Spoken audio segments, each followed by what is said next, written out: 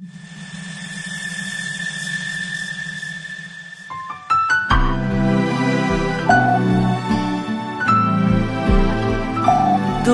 günün kutlu olsun, al bu canım senin olsun. Acı da tatlı da, gizli de saklı da, sevginde öfkende seninleyim canım, canım.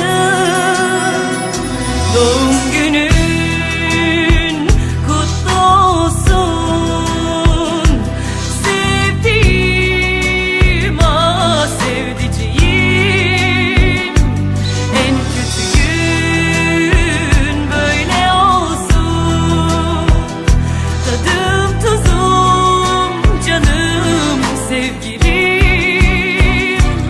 Tanrı bana seni verdi, ölüm bile ayıramaz ki. Allah'ım seni verdi, aşkla dolu yüreğini. Bak bu sana sözüm olsun, al bu yürek senin olsun. Allah'ım duamızdır, mutluluk bizim olsun.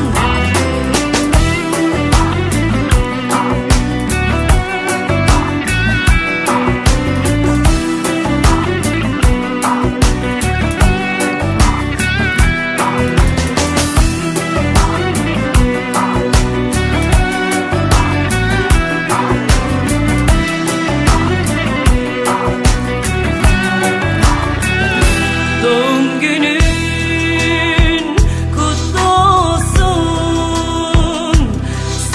sevdiğim ah sevdiceğim.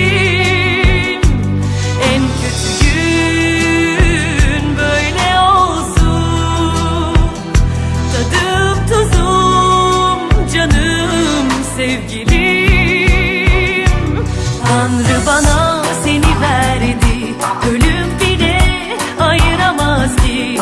Allah'ım seni verdi, aşkla dolu yüreğini. Bak bu sana sözüm olsun, al bu yürek senin olsun. Allah'ım duamızdır, mutluluk bizim olsun. Tanrı bana seni verdi, ölüm bile ayıramaz ki. Allah'ım seni verdi, aşkla dolu yüreğini. Bak bu sana sözüm olsun, al bu yürek senin olsun. Allah'ım duamızdır, mutluluk bizim olsun.